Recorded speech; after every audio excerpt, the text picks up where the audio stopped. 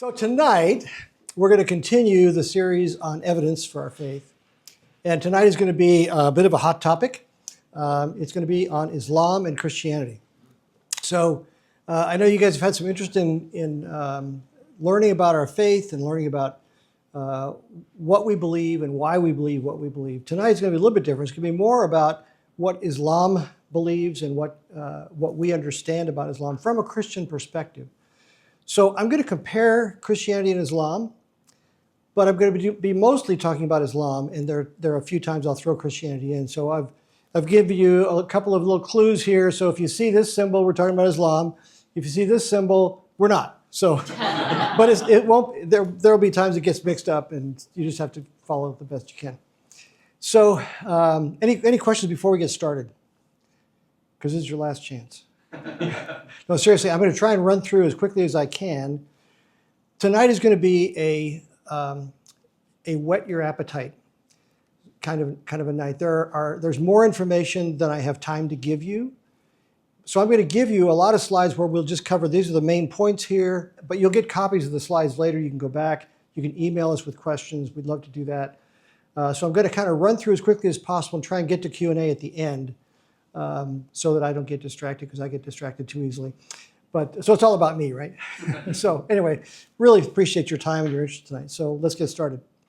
When you talk about different religions, there are always some key questions that you want to ask. What is the origin story is one of those questions. How do we explain origins? And then with respect to Christianity, there are three big questions that we want to ask typically. And those are, who or what is your source of spiritual authority? So typically in the Christian church, obviously it's God, Jesus, and through His Word, what the Holy Spirit has revealed to us. In Roman Catholicism, you bring in the magisterium and the Pope and some of those things. So that what is your spiritual authority is a really key question. And then who is Jesus and what do I need to be saved?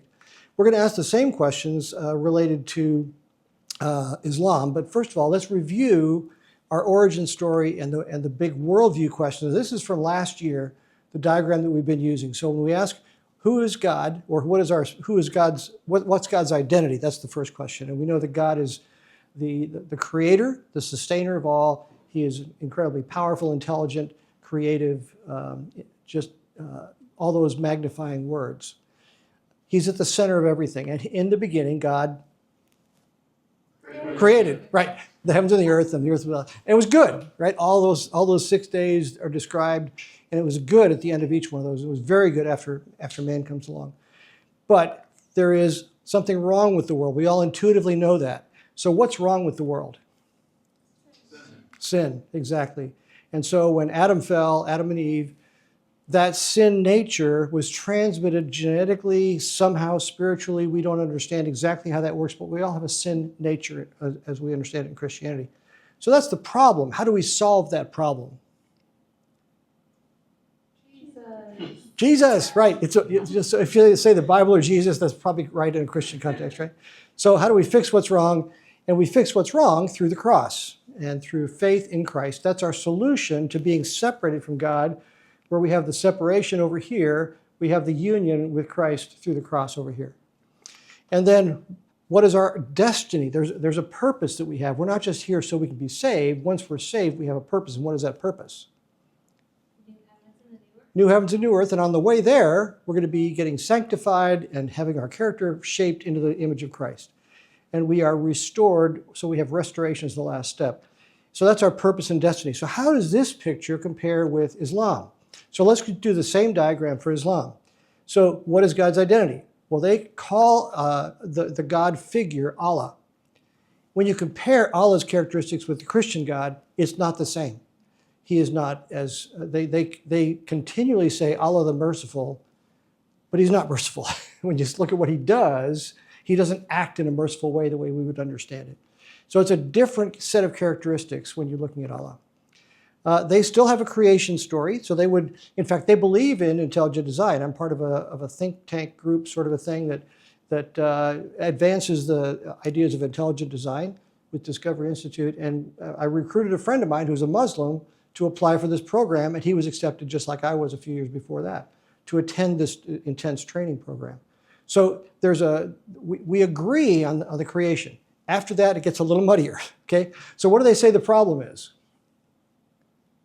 Well, they say what's wrong with the world is they would say similar words. They would say sin and that we're separated from God, but they don't believe in the sin nature. They think that all of us come out of the womb pure and virtuous, and that it's the world and the influence of the world and our choices within that make us sinful, and we can purify ourselves through good works. So what's the solution? Well, the solution is found in following the way of Islam, the Sharia. And so the solution is found in the 5 pillars of Islam, which we'll talk about. And it's basically works and then trusting in the mercy of Allah to get you all the way to the destination, which for them, they would say something similar to paradise. Their descriptions of paradise are similar in that it's a blissful place. A lot of different descriptions, 72 versions, all the things you've probably heard. So it's quite a bit different in terms of the destiny, but also the way you get there is quite a bit different. So everything down in this area that's circled, it's similar, but it's just a little bit off. And it's enough off that you cannot be a Christian and believe in the way that they believe. So Satan has done assuming that Satan inspired Islam, which is what I would believe, he's done a very crafty thing in terms of being able to just get people just off the mark, but still sound like they're being spiritual. So what is Islam? What do they believe? Well, it's a belief system, but it's a way of life. So we're going to talk briefly about these issues, how it started, how you become a Muslim, what their writings and beliefs are. We'll also look at the challenge to both within Islam and to outsiders. And we'll look at Islam as an opportunity, because where you have unbelievers, there's an opportunity to build bridges and to reach those people with the gospel. And so we're going to try and give you some ideas about how to do that.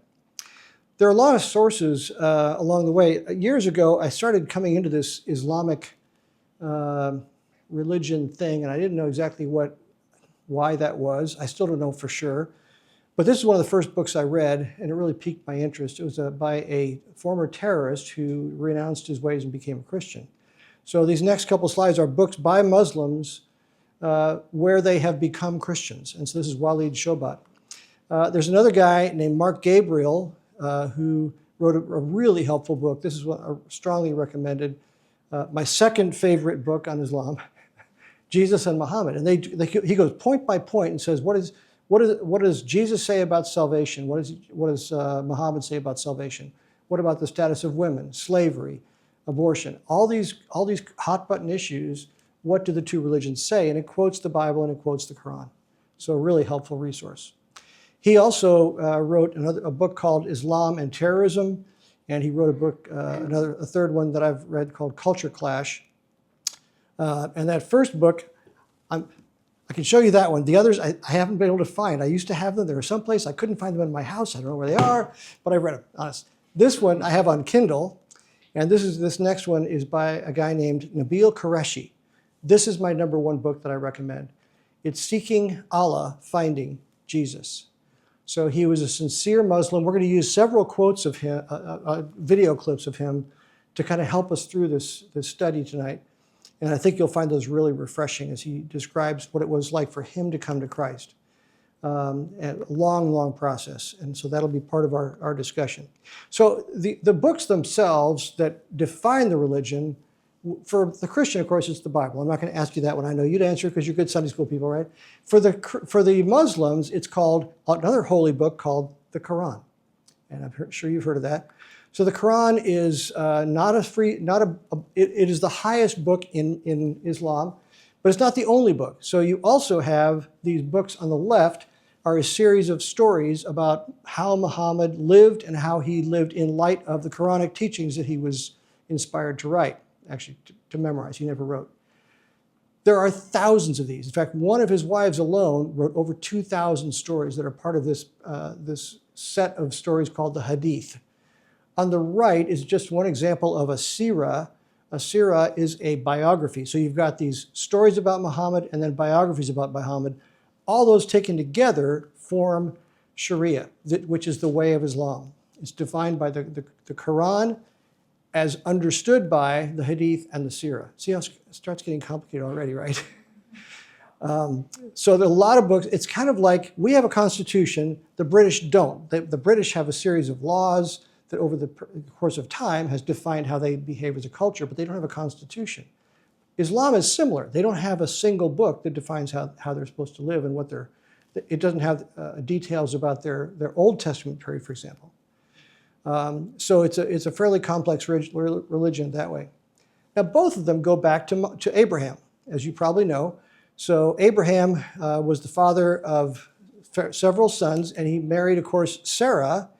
And when they didn't have children according to the promise, he ended up getting it on with Sarah's servant, Hagar. And so on the Sarah side, we have the child of promise, as we understand it, which is Isaac, who married Rebekah. And on the Hagar side, we have Ishmael, and Ishmael was the father of all the Arabs. So this is where the split between Judeo-Christian people and the Muslims starts, is, of course, with Ishmael and Isaac.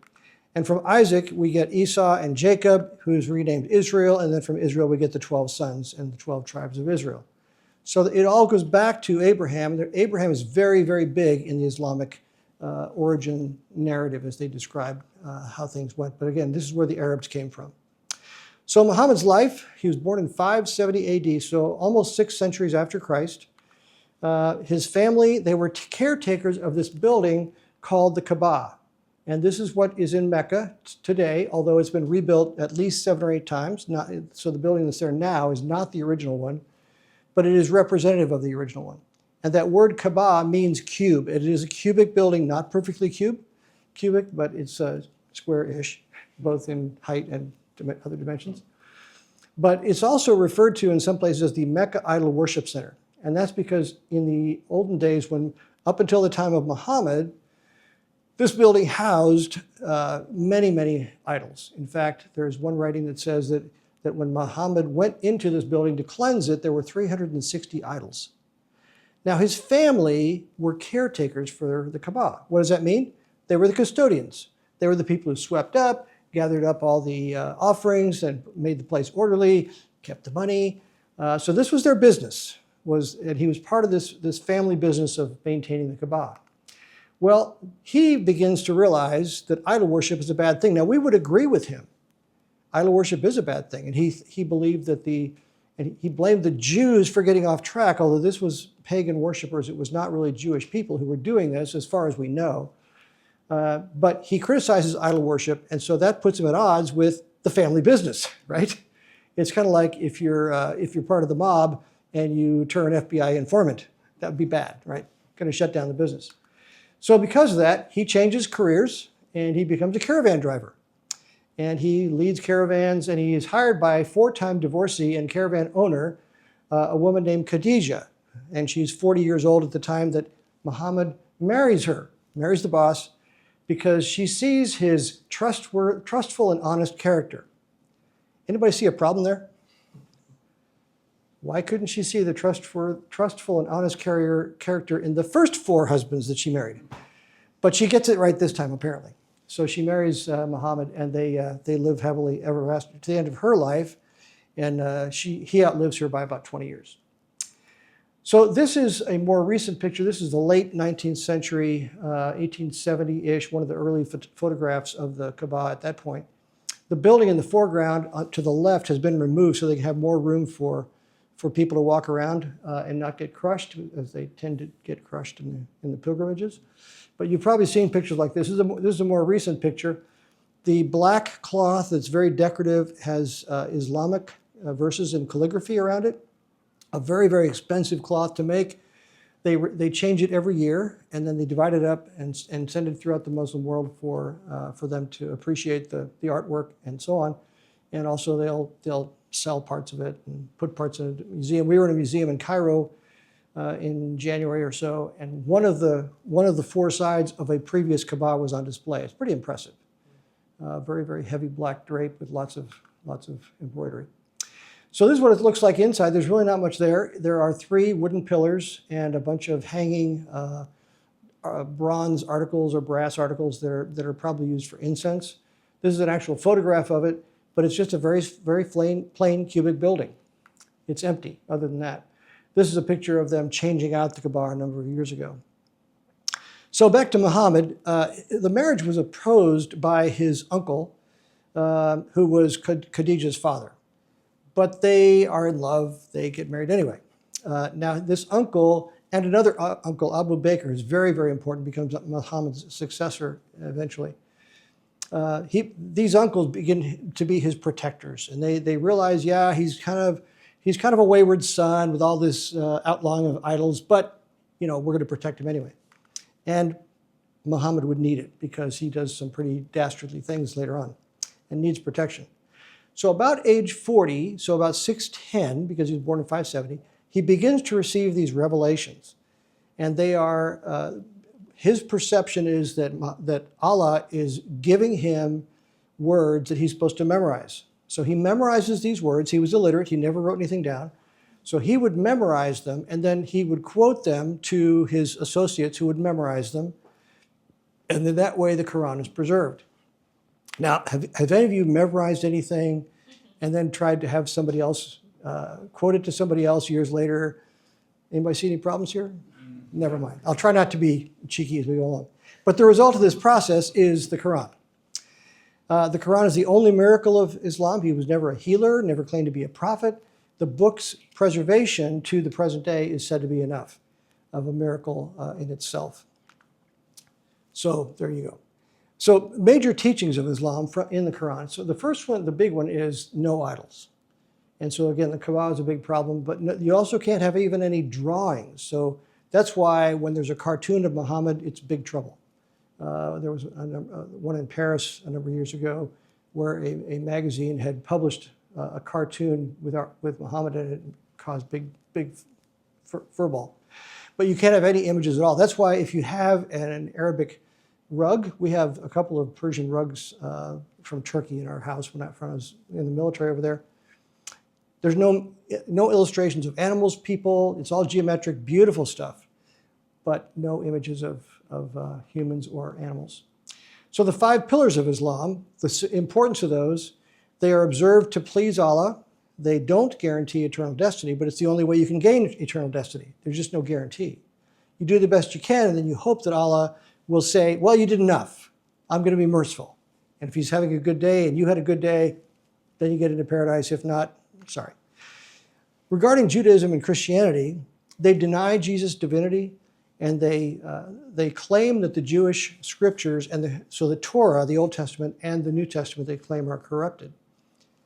But they don't provide any evidence. So if you ask a Muslim, tell me how it was corrupted, show me the difference. And of course, we can go back now to the Dead Sea Scrolls.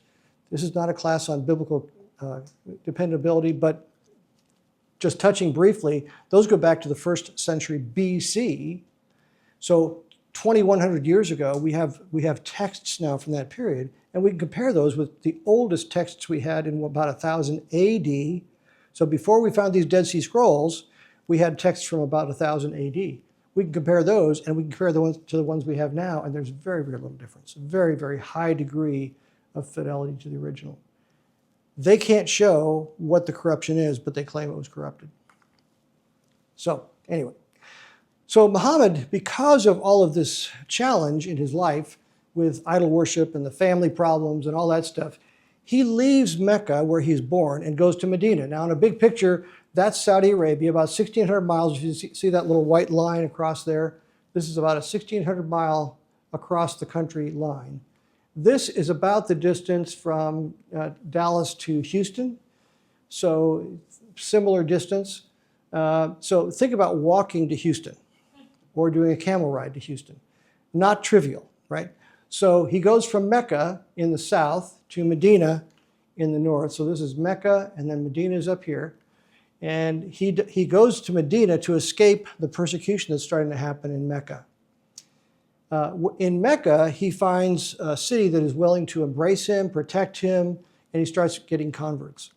And so we'll kind of, just to give you a perspective, though, this is the United States compared to Saudi Arabia, about 2,800 miles from Maine to the westernmost part of Oregon.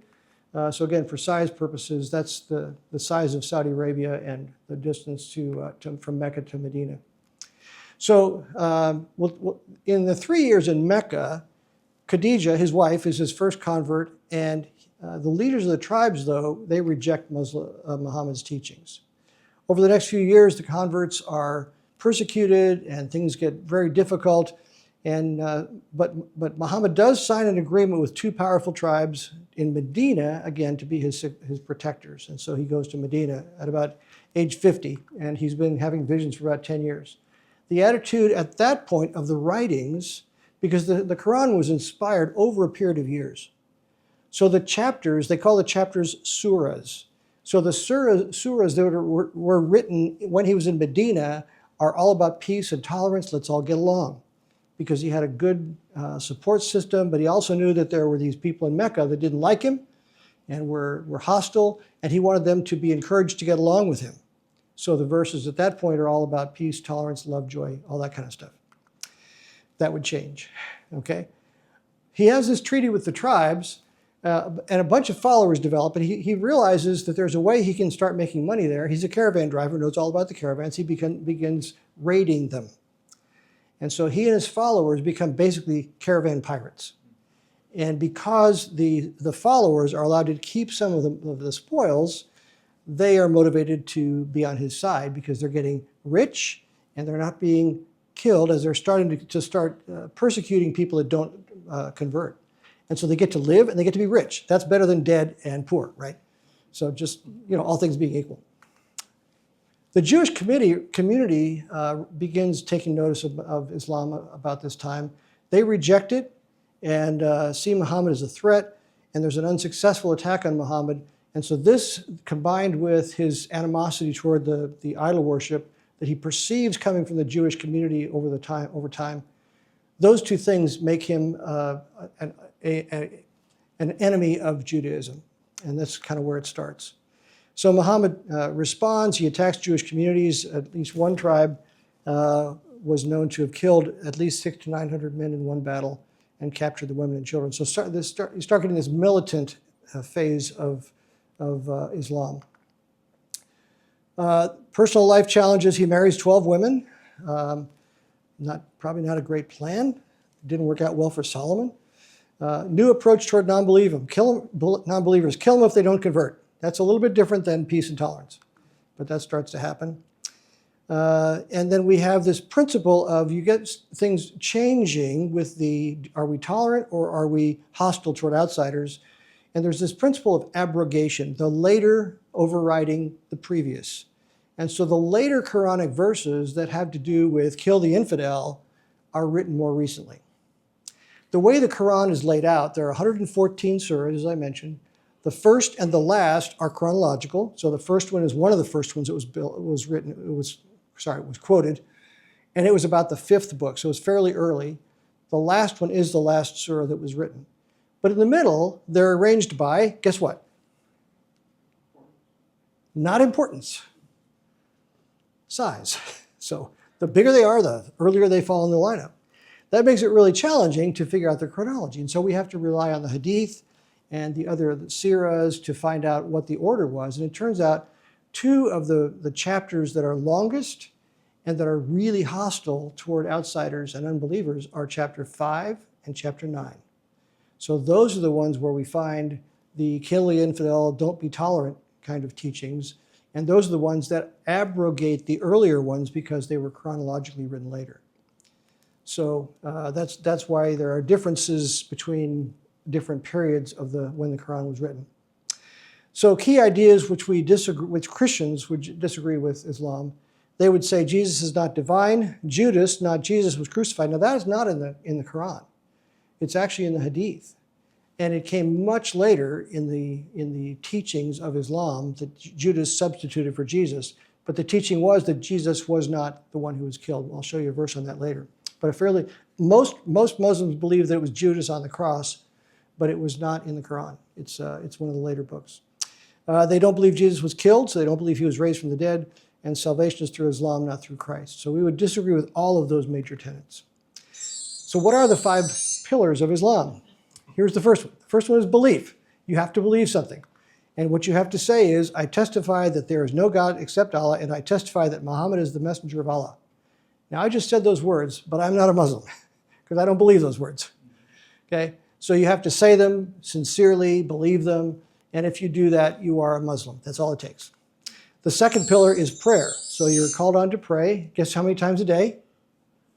You guys are experts. Yeah, 5 times a day. There's elaborate washing that has to take place, hands up to the elbows, your feet up to the ankles. You have to pray in Arabic, even if you don't speak Arabic. And timing is everything, because you get to pray anytime between the call to prayer and the next call to prayer to get credit for it. So that's kind of how prayer works. The third pillar is alms. You're supposed to give to the poor, but it's also more of a tax than a voluntary donation.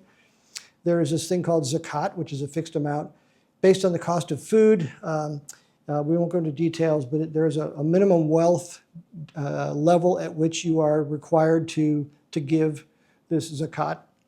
And for Shiites, there's an additional ritual tax on top of that. And then fasting. You are required to fast during the month of Ramadan, correct, during the daylight hours. So it's a better deal if Ramadan happens to fall in the winter, right? So from sunset to sunrise, and they do sunrise to sunset, the way you usually think about that. The way that they do that is after sunset, they can eat anything they want to. And so it's a time of great joy for Muslims. It's a good time to reach out to your Muslim friends, encourage them, let them know you know that they're celebrating Ramadan, and pray that they'll have spiritual insights that they didn't have before. So you can do those kinds of things. And I've reached out to some Muslim friends. They really appreciate you doing that. But it's a time of families getting together and having feasts and that sort of thing. There are a fair number of stories about Muslims gaining weight during Ramadan because they overeat after sunset. But anyway, that's fasting. And then so they do this during the daylight hours, and then after sunset, party on, dude. So make up for lost time. And then the final pillar, the fifth pillar, is the Hajj. And the Hajj is the pilgrimage to Mecca. All Muslims are supposed to do this during their lifetime if they are physically able and financially able. So if you're poor or you have some physical limitations, they do have some exceptions allowed for that. Hopefully Allah, when you are judged, will also appreciate that you had some limitations. So you've probably seen pictures of the Hajj. It's a very, very crowded event. There are prayers offered, and they have a fancy term, circumambulate. That means you go in a circle around this Kaaba, and you do it 7 times. But it's not a ritual. They're not doing idol worship, except they're probably worshiping the Kaaba, although they say they're not. But it's this very ritualistic thing. And on the corner of the Kaaba, there is the black stone. And the black stone is probably a meteorite, but nobody knows for sure because nobody can do any analytical testing on it. And so the idea is to get as close as you can to the Kaaba and kiss the black stone. You and millions of others just like you. So what could go wrong? Anyway, these festivals are huge. So the circle part around the Kaaba is just this area in here. All these other people are on an upper level in this area down here, and then all around this mosque area. So pretty well attended event. They've also built a lot of luxury hotels. So these are all, this is actually a Fairmount hotel.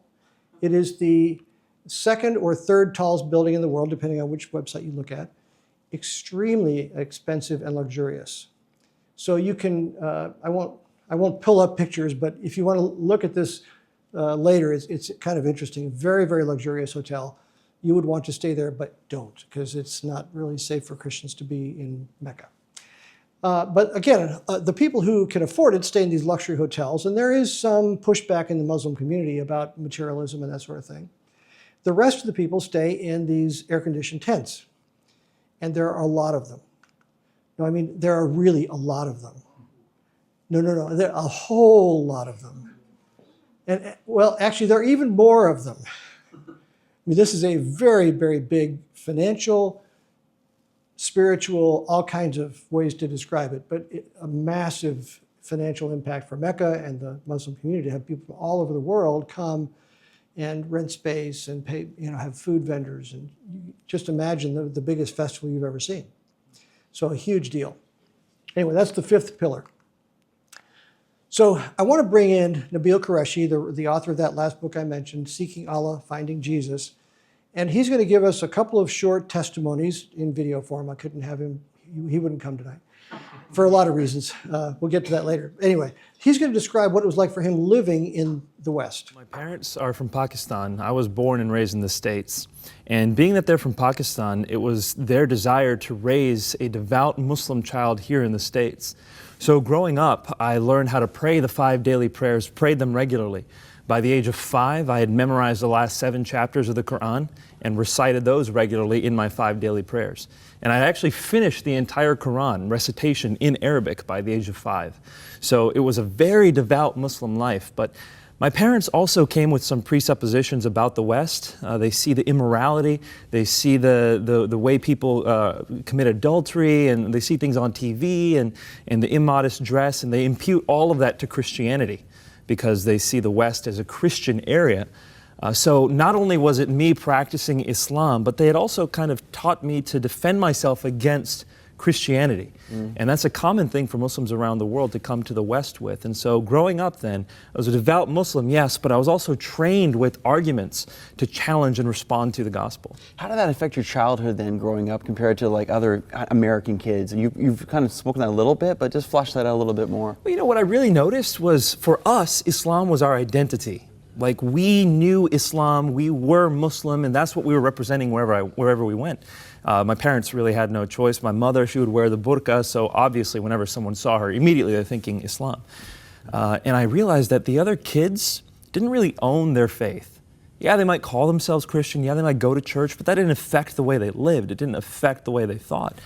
And so that was something that made us even more proud. As Muslims, we thought, we are following the true God. He affects and permeates every aspect of our lives. Whereas in the West, people realize their faith is false, and that's why it doesn't really affect the way they live. That's kind of how we subconsciously thought. So think about growing up in a fairly hostile culture spiritually. Would have been pretty challenging. So let's just go through a few of the teachings about Islam. So the first one about women. Muslim men can marry 4 wives. Okay, a Muslim man can divorce any of his 4 wives by saying to her 3 times, "I divorce you." Then he can take another wife in her place. The Quran equates one man's testimony with that of 2 women. Now, for you guys, how does this sound? It sounds pretty terrible to me. I've been married. We're in our. This is the right answer, guys. It would be terrible. I've been married almost 50 years. I cannot imagine having a second wife in the house trying to figure out how to please more than one. And this is a recipe for disaster. Solomon found that out. Women, how does this sound to you? Pretty terrible, yeah. So it's just bad all the way around. Obviously, God designed us to have a one-to-one relationship, and they don't have that, which is really sad for them. What about slavery? Slavery is a big issue in Islam. I'm going to talk about that for just a minute. So in this early age, there was a country that was required to send for hundreds of years a contingent of slaves every year to Cairo. 7,000 Greeks were deported, 22,000 Christians from Thessalonica. In the mid-1300s, Ottoman Sultan required 1/5 of all Christian children to be sent to him to be basically trained in his army and serve in his harem. Just really not good. And then from the 1656 to the 18th century, children from 6 to 10 were trained in the harem of the Sultan. So over 1 million Europeans were taken as slaves, but it gets worse. So this is the slave trade. Now you probably know something about the American slave trade. Most of these slaves came from Africa. They were captured by fellow blacks in Africa and sold to Muslim slave traders for the most part. And so in the 1860 census, there were 4 million slaves in the United States. Many of them had been born here. They had been transported from Africa to the USA, and there's an estimate of 500,000 making this perilous journey. And that's the ones who survived. So just a brutal, brutal effect on these people. In fact, the numbers are even bigger. Over 28 million Africans have been enslaved by Muslims over the last 14 centuries. So a huge, huge deal. So let's go back to the writings on a cheerier topic. The Quran is about the length of the New Testament. Again, dictated and memorized. The Hadith, just to recap, thousands of stories written by contemporaries and integral to understanding the Quran. And then the Sirah, just as a review, are the biographies. And these last two together make up what's called the Sunnah. And combined with the Quran, they make up the Sharia, which is the way of Islam. All these strange Arabic words, I don't know very many of them, but I'll throw them out just to impress you, right? All right, so a few additional things. You may have heard about the night journey. This happened when Muhammad was age 50. There's a bit of a controversy about whether it was a dream, a spiritual event, whether it was a physical teleportation. Muhammad had the impression that he had been taken to Jerusalem and saw these things. But after that trip, after that night journey, the 5 prayers a day were instituted. And that's about 621 AD. So Muhammad is 50 or 51 at this point. And then a few years later, the Hajj was instituted. And it was while he was still in Medina, and the Hajj, the pilgrimage to the Kaaba, was instituted perhaps to get people used to going to Mecca for conquest. Hard to know. But that's when that teaching was instituted. The promise of dying in battle. You may have heard that if a Muslim dies in a jihad type situation, they are immediately transported to paradise. That's the only golden ticket. They are not judged by Allah. They are simply accepted. However, it has to be a legitimately declared jihad. Who has the authority to do that? Unclear. So if you get up there and say, hey, I died in battle, I get to come in. Oh, not legitimately declared. Sorry, buddy. You know, all kinds of caveats. So anyway, but it's not in the Quran. It's actually in the Hadith. So Muhammad goes on. He remains in Mecca. They do go back to Mecca. They do take Mecca by the sword, and he remains in Mecca until his death. When he dies, this is where we get the split between the Shiites and the Sunnis. The Shiites are those who wanted a blood relative of Muhammad to be the heir. There's a problem there because Muhammad didn't have any sons who survived childhood. Khadijah and he had 2 sons. I wasn't able to find about any other sons, but no sons survived him. He had a number of daughters, all of whom preceded him in death except for one. So there was no heir for him to pass the mantle to, and so it had to go to nephews and uncles and other blood relatives. That causes problems as well, which the short story on that is there was a relative who was his heir, and he became the follow-on leader of Islam. And then there was a second caliph is what these are called, and a third one, and so on. Each of these in succession were being assassinated. The first 11 caliphs were assassinated. And then there's the 12th one. The 12th one disappeared. Now, if you were in this room and I just started chopping people's heads off one at a time, and I get to you, what would you do? I got to go to the bathroom, you know? So did he, the teaching in Islam, and I don't mean to make, okay, I do mean to make a little bit of a joke, but the teaching in Islam is that he was taken up to heaven and will come back, the 12th Imam. You may have heard of the return of the 12th Imam. That's the one who disappeared. Allegedly taken up into heaven, may come back down with whoever comes down at that point.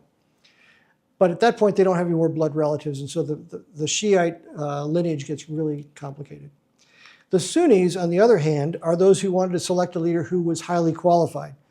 And they form 85% of the Muslims, about 15% of the Shiites. When you look at the breakdown, which we'll do in a second, so think about this. So the Sunnis and Shiites hate each other because of this disagreement about who the leader is supposed to be. They hate each other a lot. The only people they hate worse than each other is everybody else. So there's a lot of hate in Islam, even though we're told it's a religion of peace and so on. So the enemy of my enemy is my friend is the traditional Arab proverb.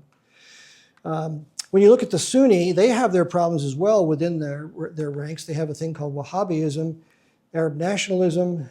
It's a dominant form of Islam found in these countries that are in red. I won't read them all. But they're kind of all over the place. They're the dominant ones.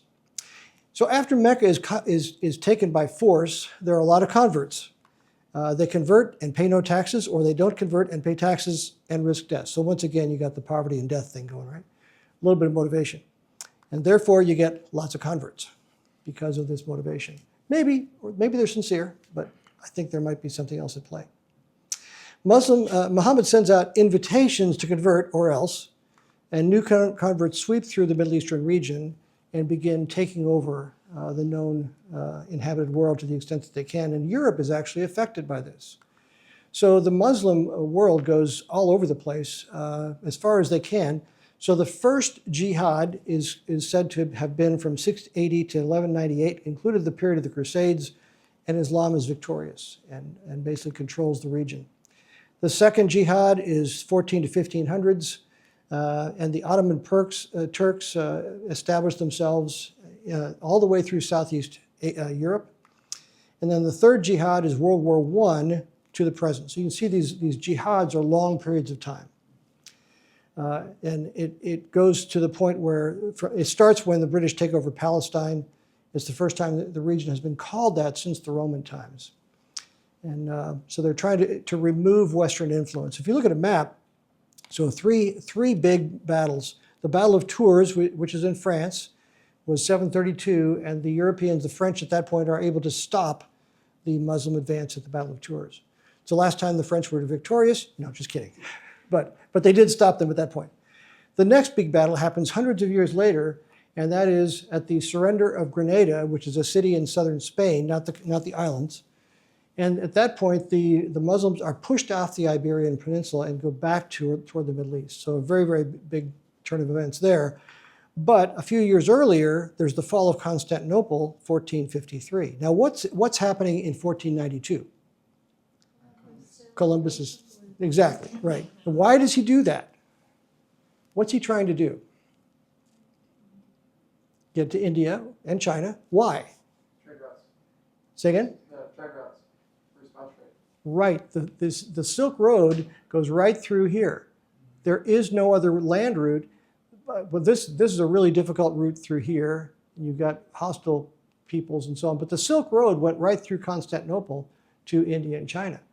And so if you can't use the Silk Road because Muslims are stopping you from trading, then you're going to have to go around Africa, or you can find a allegedly shorter route to toward the west. And of course, that's so in large part, the conquest of Constantinople is the trigger that gets the explorers going to the west. So it has an interesting effect that we discover the whole new world and all that kind of thing. The story of Columbus is bigger than this story. We can't go there, so we'll move on. But Islam becomes increasingly violent. And just in this century, in the last few years, we're seeing a big change. So between 1979 and 2000, this chart shows that there were less than 10,000 killed, which is still a lot. Between 2001 and 2012, the numbers are closer to 50,000. And between 2013 and 2024, the numbers are over 200,000. So this Islamic violence is increasing in our day. And so it's a serious concern that does need to be opposed. And so just one of those things we have to grapple with, because it's not an easy thing to fix. Obviously, we're right today in the middle of trying to fix that problem with Iran and Israel and all that sort of thing. So what about this violence in Islam? We're going to bring Nabeel Qureshi back to talk about his perspective as he discovered this, because it was not what he was told was the case with Islam as he was growing up. Initially, when I encountered the violence in Islam, I said, well, this can't be the true Islam. And I, for years, would push back, arguing, no, this hadith here is unreliable. For example, Muhammad says in Sahih Muslim that he has come to expel the Jews and Christians from the Arabian Peninsula and will not leave any but Muslims. That doesn't sound like the Muhammad I knew, so I said, well, that can't be a reliable tradition. And then another tradition from Sahih Bukhari, which says, I have been ordered to fight people until they testify that there is no God but Allah, and only then will their lives and their property be saved from me. And this is from the most reliable collection of hadith, Sahih Bukhari. And so I said, no, that can't be reliable either. And as you continue, you find Muhammad beheading multiple hundreds of men at the same time. You see him distributing those men's wives and children into slavery.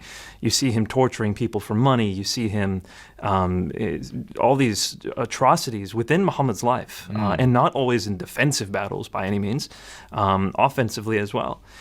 And so, after trying to dismiss many of these traditions, I said, well, let let me piece together what's going on here, because if I dismiss all of these violent traditions, then I am basically dismissing the foundations of Islam. This is where I get my picture of Muhammad from. So looking just at the sources, what is the story? How do I reconstruct what Muhammad's life is like? And what you find when you do that, because there certainly are peaceful passages in the Quran. We can't ignore that.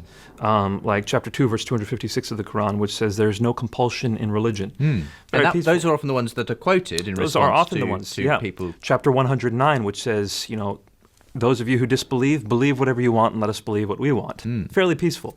One of the ones that's I can't say this without laughing a bit, but so abused is chapter 5, verse 32 of the Quran, which says, if you kill one person, it says if you kill all of mankind. And if you save a life, it says if you save all of mankind.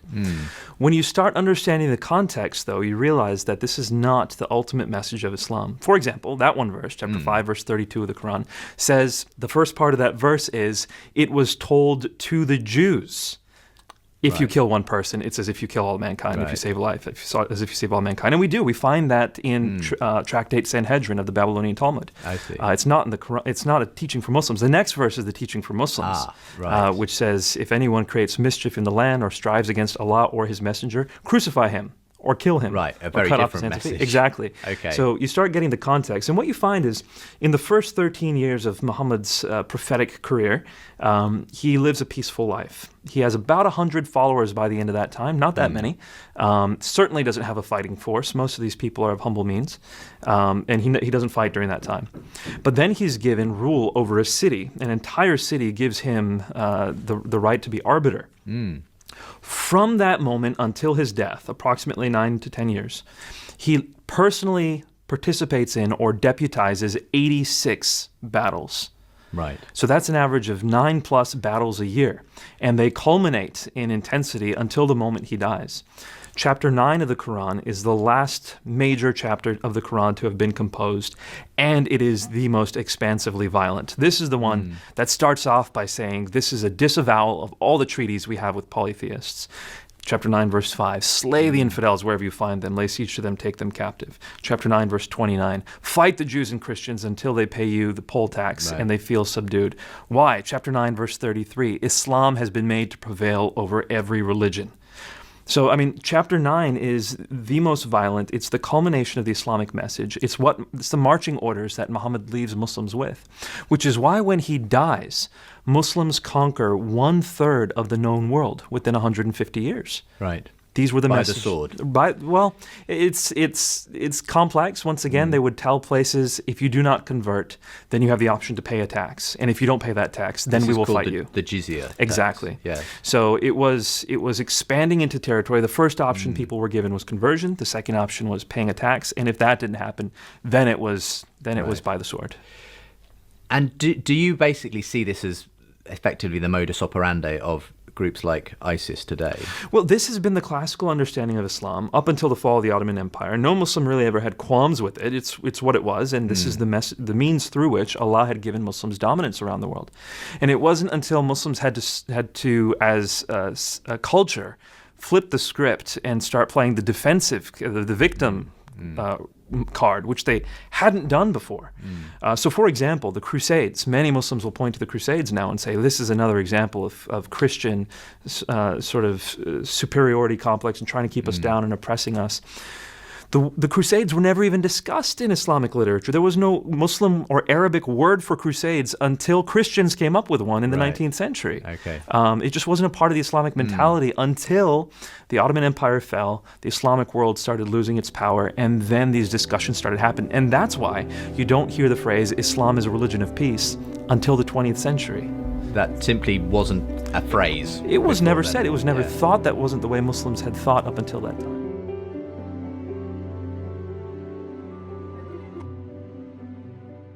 So a big change happens as these ages go along. So let's look at a couple of the specific verses. You'll notice most of what he quoted on the violent verses were from chapters 5 and chapter 9. So what does it actually say? This is a quote, when the forbidden months are in effect, so months 10, 11, 12, and 1, that is 4 months out of 12. When those are over, then fight the pagans. Wherever you find them, seize them, besiege them, and lie in ambush for them in every stratagem of war. But if they repent, let them go their way. Surely Allah is forgiving, merciful. And again, that's chapter 9. What about confidence of paradise? Well, they will dwell there as long as the heavens and earth shall last, unless your Lord ordains otherwise. Surely your Lord is the mighty doer of what he intends. As for those who are blessed, they shall be in paradise. So there's a little caveat there. The little red words are a bit of a catchphrase. How about the next verse? They will dwell therein as long as the heavens and the earth shall last, unless your Lord ordain otherwise, an award which shall never be taken away. And we could insert one more little caveat, which would say, unless the Lord ordain otherwise, because that's in there twice, right? So it's this very arbitrary, capricious God who does whatever he feels like, and whatever he feels like is right, and it has big effects on the motivation of people to obey. Let's contrast that with Christianity. What is our confidence in our eternal relationship? Well, John 3:16, you've probably heard this verse before. God so loved the world that he gave his only son, that whoever believes, activation, place trust in him, should not perish, but have, present tense, no caveats, eternal life. No, unless the Lord ordains otherwise. He's already ordained that this is the way it works. One of my favorite verses in the New Testament is 1 John 5:12. I write this to you who believe in the name of the Son of God, that you may know that you have eternal life. Again, no wiggle room. God has made this covenant with us in a way that gives us peace and confidence and joy and allows us to serve him wholeheartedly without fear of repercussion. Totally different message in Christianity versus Islam. So as this message, as the contrast between those former Quranic verses and the latter Bible verses were coming to bear on Nabil, let's listen to what he experienced personally as he considered the difference. So then what did happen from that point? Because again, your story is amazing in the sense that it wasn't just necessarily that day, but it took a while for you to actually give your life to Christ. You know, Robbie, in order for a Muslim to become a Christian, they have to be willing to give up a lot. Depending on how devout their family is, their identity is usually wound up in Islam. So it wasn't just me saying, I'm going to change my beliefs. That's right. It's me saying, I'm going to leave my family and everything they've stood for, all the way back to Muhammad's time. I mean, my last name's Qurayshi. If Muhammad had a last name, it would have been Qurayshi. He was part of the Quraysh tribe. And so I had to give up everything. My mother was the daughter of a Muslim missionary, so I had to give up all that. I'm the eldest son in my family. I'm the one who's supposed to bring honor to the family. If I become Christian, that's the worst thing I could possibly do. And so I have to think, not only am I giving up my family, I am consigning my family's reputation to the flames, basically. And so it was something that I needed a lot of time to wrestle through and to pray through. And I asked God to comfort me through it. And it was when I read his word that I received the promises of God, Mark 10:29. Yes. And also the encouragement from God to go ahead and make. And you went through a whole time of mourning in this too. And I remember you came to Matthew chapter 5 and the Beatitudes, and blessed are those who mourn, for they shall be comforted. It's beautiful. And so that was one of the turning points as well, I can't tell you how beautiful that message was. You know, in the Quran, there's nothing that says I'm giving you comfort if you're hurting. The Quran says, do this, do that, do this, do that. But there in the Bible, blessed are those who mourn, for they shall be comforted. Wow. It was like my heart was just electrified into life when I read that, and my life has never been the same. Wow, I love that. And even now today, you are now serving with Revi Zechariah's International Ministries, and now you're an apologist, speaking about the gospel and defending the Christian faith to those who oppose it. Tell us a little bit about that, maybe if you want to. Well, for me, it's a matter of sharing the truth and beauty and transformative power of the gospel. I mean, this message changes everything. If God came into this world to take our sins, that means he loves us. He loves us even though we sin against him. And then he takes a look at us. While he's on the cross, bleeding and dying for us, the words we should remember are, as I have loved you, so love one another. That's the call we're given as Christians. He's given us everything we need in this life and this afterlife. So all we have to do is follow him and pour ourselves out for the sake of those around us. And that transformative life is the message of the gospel. There's nothing like it. Amen. That is so encouraging to me, and I know for our viewers here right now. And I just love when the Lord had you in a place where you were defending the Muslim faith against Christians who could not. Now God has transformed you, and now you are defending the gospel for those, again, who need to find the answers. And it's a privilege. So let me just break down that verse just to reinforce this verse, Romans 10:9. If you confess with your mouth Jesus is Lord, believe in your heart that God raised him from the dead, you will be saved. And so the three elements that Nabil mentioned were Jesus is Lord, God raised him from the dead. If he was dead, then he had to be dead before he could be raised. And so Jesus, the first one, Jesus is one with God. Jesus actually died, he was dead, and he was resurrected from that situation of being dead. And so when you put these beliefs next to each other from the verse itself, and then you compare with what the Quran says, the first one is negated by a number of Quranic verses we won't go into, but the second and third, they slew him not nor crucified him, but it appeared so to them. And those who disagree concerning it are in doubt thereof. In other words, they don't know what they're talking about. They have no knowledge of it except the pursuit of a conjecture. And what evidence is there that they're only getting it by conjecture? There is no evidence. But certainly they slew him not. So they deny that Jesus died, but Allah raised him up to himself. He took him up to heaven alive, not dead. So they deny that Jesus died, that he was resurrected. And again, more verses than I have time to go into deny the first one, that Jesus is one with God. And so by this one verse, we end up negating, of course, this one is from some other sources, but these other two, that Jesus died and that Jesus was resurrected, those are negated by this one verse. Now, there's no place else in the Quran that mentions it, but this one verse is enough for Muslims to deny those things, and therefore separate themselves from the one thing that's separating them from God. So it's a very crafty thing that Satan did if he inspired this verse. He probably should have done a better job, but anyway, it's the only one where it is. So let's finally, the last quote from Nabil will be his response to the gospel. Let's him talk about that. What did happen from that point? Because again, your story is amazing in the sense of it wasn't just necessarily that day, but it took a while for you to actually give your life to Christ. You know, Robbie, in order for a Muslim to become a Christian, they have to be willing to give up a lot. Depending on how devout their family is, their identity is usually wound up in Islam. So it wasn't just me saying, I'm going to change my beliefs. That's right. It's me saying, I'm going to leave my family and everything they've stood for, all the way back to Muhammad's time. I mean, my last name's Qurayshi. If Muhammad had a last name, it would have been Qurayshi. He was part of the Quraysh tribe. And so I had to give up everything. My mother was the daughter of a Muslim missionary, so I had to give up all that. I'm the eldest son in my family. I'm the one who's supposed to bring honor to the family. If I become Christian, that's the worst thing I could possibly do. And so I have to think, not only am I giving up my family, I'm consigning my family's reputation to the flames, basically. And so it was something that I needed a lot of time to wrestle through and to pray through. And I asked God to comfort me through it. And it was when I read His Word that I received the promises of God, Mark 10:29. Yes. And also the encouragement from God to go ahead and make. And you went through a whole time of mourning in this too. And I remember you came to Matthew chapter 5 and the Beatitudes, and blessed are those who mourn, for they shall be comforted. Beautiful. And so that was one of the turning points as well, I wasn't can't it? tell you how beautiful that message was. You know, in the Quran, there's nothing that says I'm giving you comfort if you're hurting.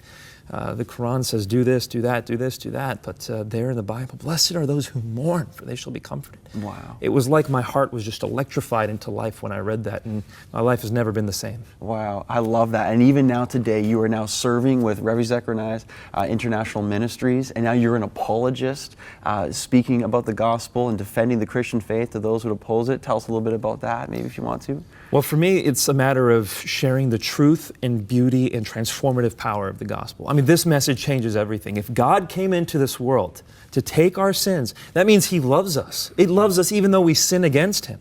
And then He takes a look at us. While He's on the cross, bleeding and dying for us, the words we should remember are, as I have loved you, so love one another. That's the call we're given as Christians. He's given us everything we need in this life and this afterlife, so all we have to do is follow Him and pour ourselves out for the sake of those around us.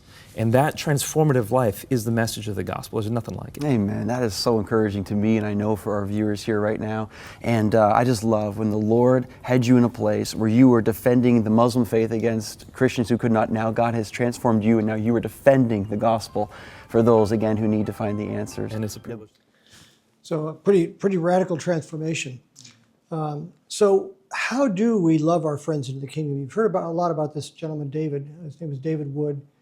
He and Nabil were in grad school together, and they spent years doing meals together, challenging each other with tough questions from their respective faiths.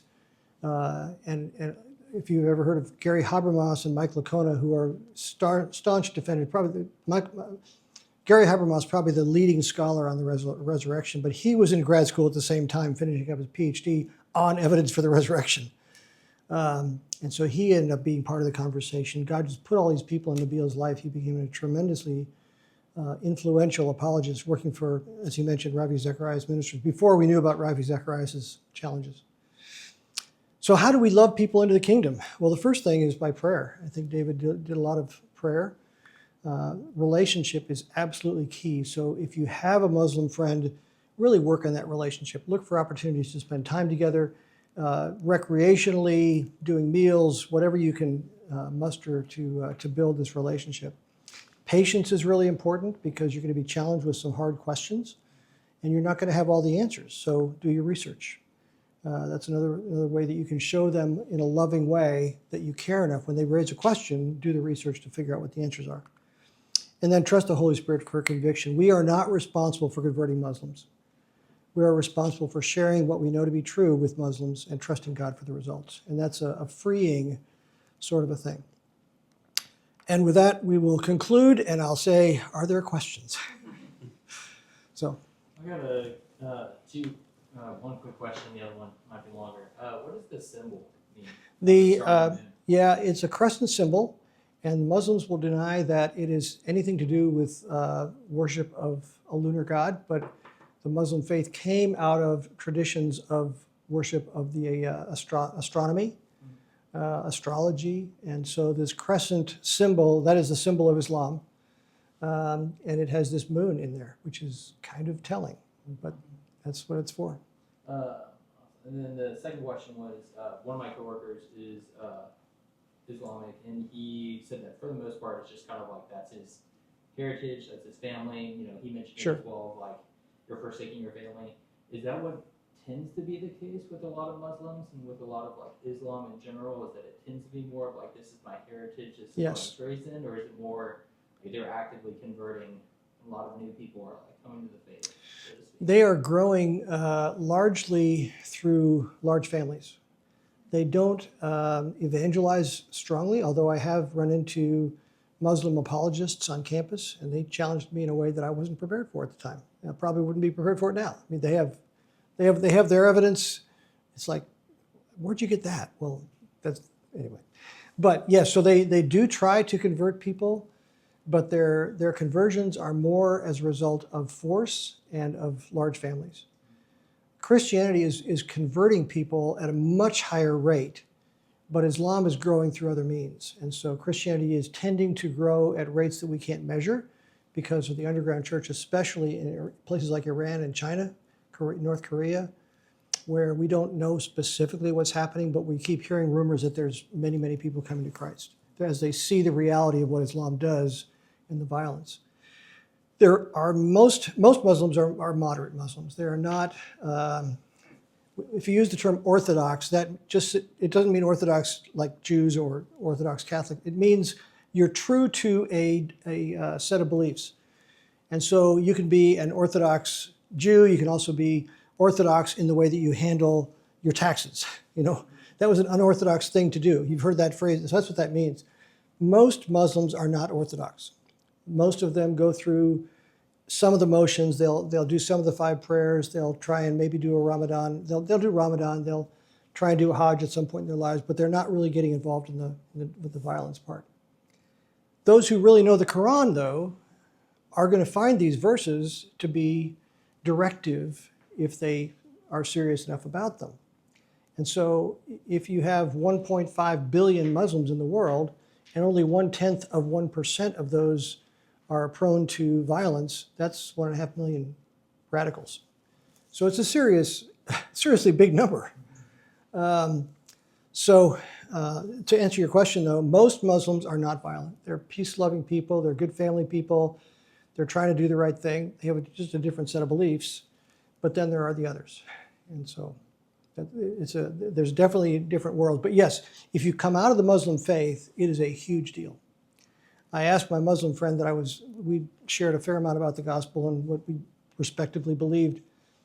And I asked him, what would it be like for you if you ever converted? And he couldn't imagine. There are a lot of parallels between Mormonism and Islam. Both of them believe that there was an inspired version that came to a prophet. The versions are very similar in that they deny Christ. They are pretty heavy-handed toward those who leave the faith. Mormons these days don't kill people that leave, but they're not friendly. And so I had a similar experience with a Mormon that I was sharing the gospel with when I was in the military. And we'd been through a lot of the stuff. And I asked him, okay, so suppose you came to the conclusion that Christianity was right, the Mormon teachings were not. Could you ever envision yourself leaving the Mormon faith? And he said, I'll have to think about that. And he came back the next day and said, I don't think I could do it. And it was all about family pressure and the difficulty of leaving, the potential difficulty of leaving, of his wife leaving him, of his kids, being alienated and estranged. So yeah, there's huge pressure. Nabil and Mark Gabriel, I don't know about Waleed Shobat, but the two of the three I know for sure were threatened with death from their fathers when they converted. Both of those had family members eventually come to Christ. So, God is still more powerful, but it can be a very difficult road, and not everybody makes it through that gauntlet. So yeah, there's a lot of pressure. Long answer to a short question. Sorry. What else? You talked earlier about, kind of almost the uncertainty of, your works will get you into paradise if, when you get there, Allah allows it. And then also kind of started as like it sounded like you were saying when you're in paradise, that's still not a certainty of if you get to stay, almost, where it's like if Allah allows it. Yeah, is that right? I don't know for sure. My understanding is you will all get there and be judged. Whether you get to stay is the question. I don't know if once you get to stay, if you could ever be kicked out. I don't know if it's because that's what I was saying. Like, there's so much. To me, there's just so much uncertainty Right. in that. Like, Yeah, I don't know the answer to that question. I'll have to do some research on that. Good question. Yeah, so we have this once saved and sealed in the Holy Spirit secure. I don't know if they have the sealed in paradise secure doctrine. yeah, And because so- if that's true, then if that's what they believe, that's true. Then even thinking that, like, paradise sounds exhausting. yeah, well, that's true. Yeah. Yeah. Good question. What else? Yes, sir. You were saying they don't believe they can communicate with God, or And that's what Nabil talked about. that's what he was saying. Except Yes. through dreams. Except dreams, okay. But so it's the only way they receive revelation is through dreams. Is that what? Predominantly, that's my understanding. Now, they do believe that that the Quran is their direct word from Allah. So they receive word much like we do. I've never heard a direct word from God. Most people don't in their lifetimes. Most of us only hear God's direction from counselors who are Christians and the word and so on. So I think it's similar in So they Islam for believe, like, most. he works through other means to communicate with them, other than directly. He's really pretty impersonal. It's almost like he's kind of this Allah figure. He's pretty much just kind of a puppet master, not involved until the judgment. So you don't really get much feedback. So it's not a personal relationship like we have with Christ. You were saying we could reach out during Ramadan and encourage Muslims to, help them receive better revelation, or be more in touch with. Right. Like if they can't even receive any type of how do we encourage? Yeah. That? So What do they so actually? so when I'm doing that with my Muslim friend, what I'm telling him is I'm praying that this will be an important spiritual time that you will have. And what I'm really saying is I hope you're going to get some dreams and visions that will draw you to Christ. There's so many Muslims, as Nabil said, who have had these dreams of the man in white. It's a very, very common dream that God seems to reach into their hearts. So I'm praying that he will have a revelation, and I think it'd be even appropriate to say I hope that you are able to have some dreams that are meaningful to you. So I think just communicating that we're thinking about them, that we care about them, that we're praying that they will have a spiritually enriching Ramadan, but I'm praying it'll be spiritually enriching toward Christianity, of course. Yeah. Does that help? Also, I grew up Mormon. Did you? I just recently converted. I served. Okay. Missionary. I I was well. So would you concur with what with Yeah, my comments I agree about with what you're Mormonism? saying. It's Okay. very difficult to come out. Phew. That's good. Yeah, I before you guys came, I kind of talked on like the history of Mormonism. Oh, wow. I wish I'd been here for that. I can talk about it more. Yeah, that'd be great. Send him Yeah, what send you, your what you slides. made, because it was Oh amazing. yeah, I made a little presentation. I can send. Neat. I'd love to see it. Yeah. Yeah, I can talk about it more. Okay. Great. Thanks, Cody. What's your last name, Cody? Rose. Rose. I'll look for your email. And I'll send this to you guys through Kristen, I guess. And if you'll send it out to everybody. Okay. What else?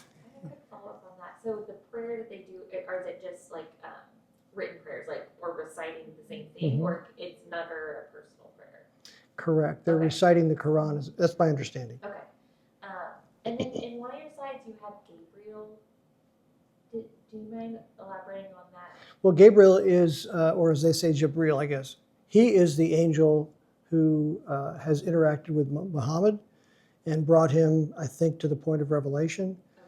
And so they see Gabriel as a key figure helping to reach humanity on Allah's behalf. Okay. And- Almost like an angel or a messenger. An angel for sure. Okay. Yes. Yeah. Do they, oh, sorry. No, go ahead. Do they have any beliefs on why Allah gave Muhammad revelation if he's the spirit? Not that I've ever heard. It's just, it was time. Okay. They would say that Allah was refining his revelation because the previous writings had been corrupted. And so this was much like Mormonism, this is the corrected, perfected version of what Allah was trying to communicate. What were the previous writings? Well, the Torah, the Old Testament, and the Gospels, which they call the Injil. So they consider those to be inspired works. They just think they're corrupted. And if you try to pin them down on how were they corrupted, that's what we talked about earlier, there really is no good answer, especially in light of the evidence that we have now. Because that was one of my questions of like I don't remember what the black cube is called. The Kaaba, Yes. the cube, the cube. Yes, exactly. So you were saying like, that was a thing before Muhammad Mhm. received this word. Correct. And so what was the religion around the cube? Well, again, it was idol worship. It was Just- idol. pagans. So and pagans that's would what come you're to saying. this site. They would sacrifice. I'm not sure what the sacrifices were specifically. I'm not sure if it was Molech or those kind of gods, but it was definitely idols that were in this cube. Now they couldn't have been very big because there were 360 of them. And it's not that big a space. So there were a lot of idols in and around the Kaaba, and so people would come to this sacred spot and make their pilgrimage and pay tithes and offerings and burnt offerings and that sort of thing. And that we don't know exactly when that started, but it was several centuries before Muhammad that this was going on. Sometime after Christ, I would guess, but I've never seen a good archaeological research effort on how old it is. Probably because you can't do archaeology on that site because it's like the Golden Dome in Jerusalem. They won't let you near it with a pick and an axe, So you can't do archaeology in and around this site because it's a holy site. What do they believe that the meteorite is again? Oh, I didn't put a picture in here. If you do a search for the Black Stone, in the corner of the Kaaba, there is a silver ring about 2.5 feet, maybe 3 feet tall, and in the center of that is a black stone.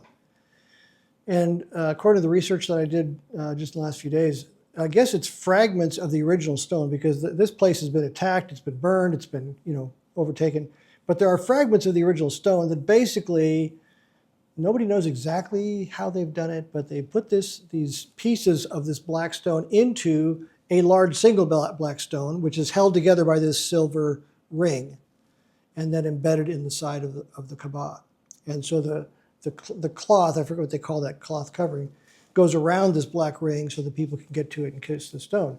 It looks to me like they've done some kind of an epoxy sort of a thing to put the stone back together and then hold it together with the circle. And it's about 5 or 6 feet off the ground, so children have to be lifted to get to it. Adults can smack away if they want to kiss it. Sounds disgusting, but With the of people making that pilgrimage to Mecca, is there a certain time of year, like that everyone's just there, or is that every single day? You could go It's take a picture? principally during Ramadan, as I understand it, but I think you can go there year round. But they have all these rules that have sprung up where you get more credit for doing it the perfect way. And so more people come during Ramadan, as I understand it, than any other period. I'll do some research on that, but I think it's principally that period, but you can come year round. And then also, I'd go in the off season, just saying. I'm sure it's a little cheaper too. With the 5 pillars, I'm sure too, if you're living in poverty, obviously you're not gonna be able to make the trip to Mecca. It's hard to give alms to when you don't have anything like that. So I feel like it almost, that whole, what are your works like? Are you following the pillars? And then Allah will decide. Right.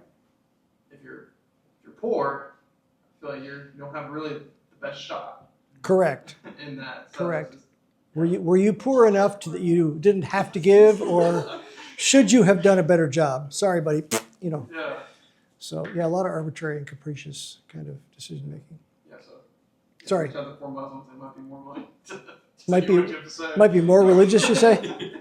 Yeah, maybe. I have a question. Yeah. I'm curious if you remember any of the arguments that they would typically, like, if you ran into, or someone tried to, like an Islamic person tried to convert a Christian, what would they bring up as their arguing points for backing their faith? Well, the first thing they would attack is the Trinity, and they'd say we were polytheists because we worship 3 gods. And they understand the Trinity to be the Father, Son, and Mary. So the Holy Spirit doesn't even make the cut. But that's their biggest complaint, is that one of their huge things is there's one God. That was in the confession they have to make, and that we worship 3 gods. So they don't understand the Trinity. We don't understand the Trinity either, in fairness, except that we understand that to be 3 persons in one. So we are monotheists as well, but with a different description of God than they have.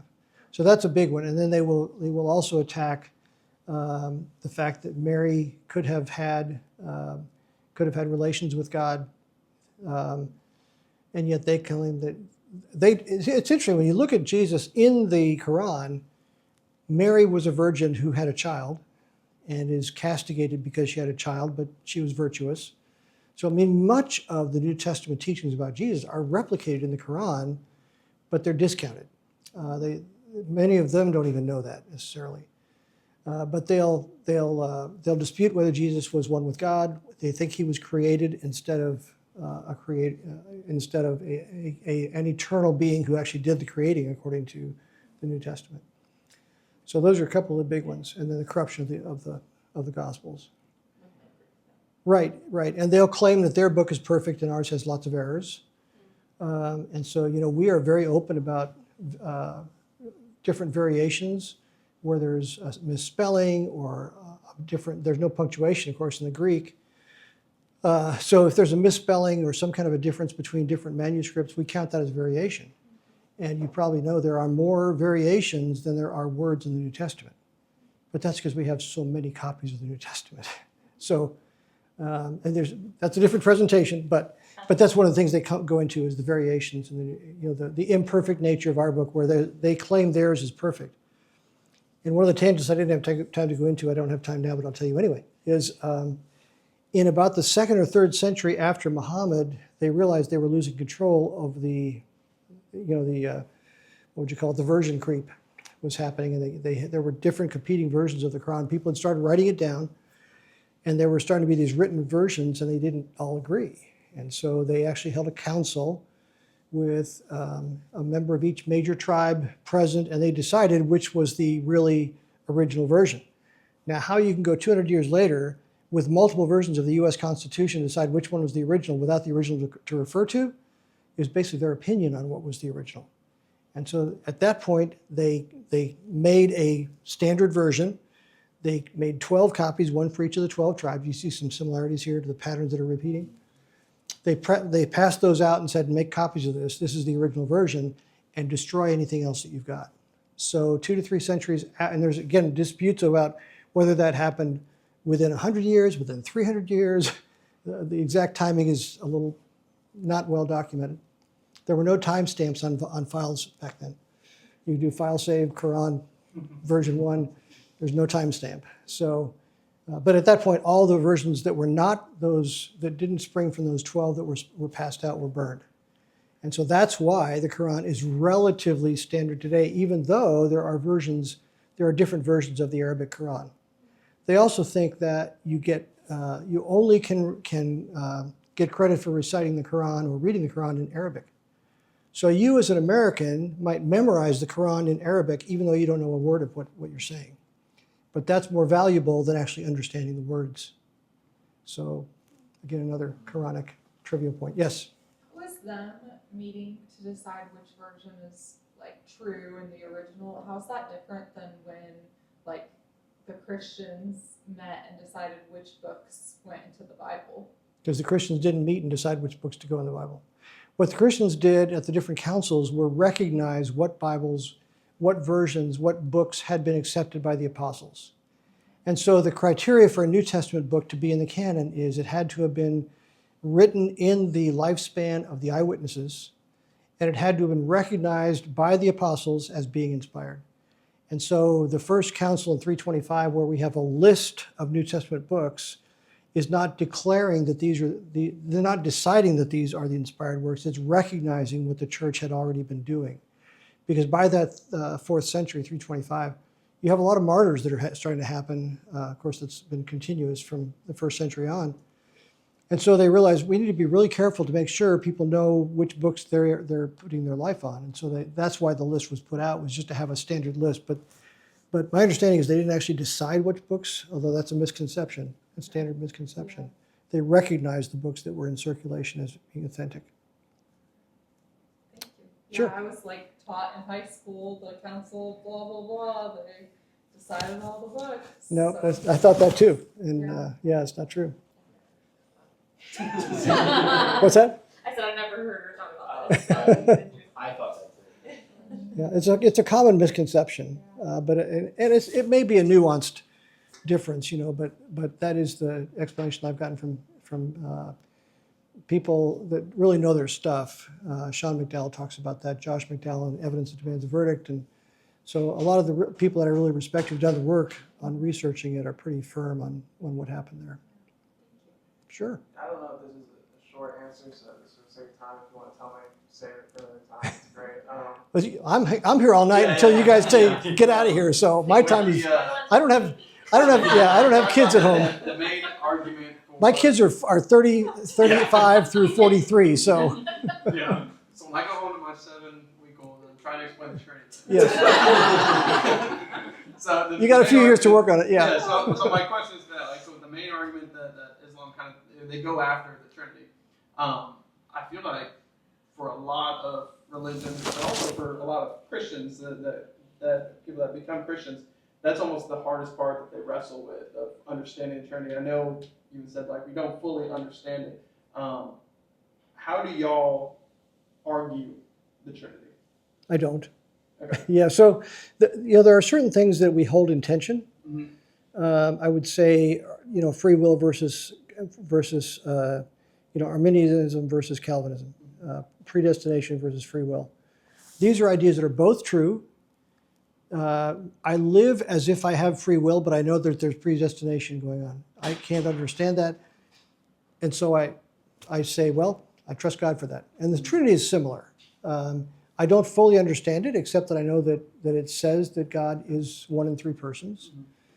And so there, the Bible tells us we have everything we need for life and godliness. It doesn't say we have everything we need for curiosity.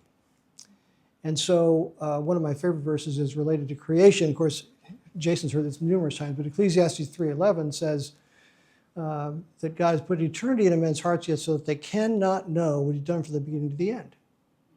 We have this intense, God has put eternity into men's minds, yet so that they cannot know what he's done from the beginning to the end. We have this intense curiosity about origins and about destiny, and some of those details we don't know yet.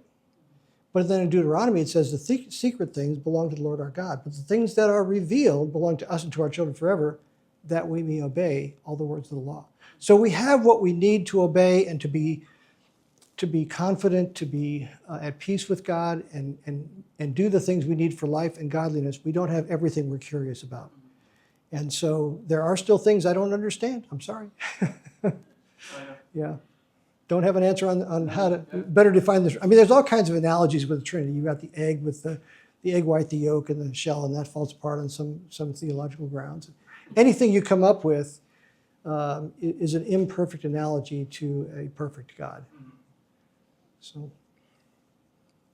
I think I've answered most of your questions with I don't know now. So No, it's cool that we serve a God that allows us to be curious. would you want to serve a God that was so easy? Oh, I got it. You know, Yeah. he would be hard to hold in awe. Yeah. Colin, I would just like Rick suggests, try to get deep down into that like theology paradox and try to convince them, right, that we're not polytheists. It's a difficult thing to swallow, but I would turn the table back on them and say, just like you were saying earlier, you recognize like that's a lot of pressure on these people, their whole life to try to please this perfect, all-knowing, God of theirs with no reassurance. Obviously, as Christian believers, we have that Holy Spirit, that assurance. They don't. And to kind of not like I gotcha moment, but like, hey, for lack of a better term, Muhammad, you bring up a great point with Trinity. We can talk about that. But like to me, my heart is burdened by you, and like, isn't there a burden on you every day to pray a certain direction, a certain amount of times? There's all these like holes you have to fill, but it's constantly leaking. Like, does that ever get hard on you? And kind of, because to me, like growing up in the Middle East, like I saw that constantly, them trying to hit that perfection that they could never hit.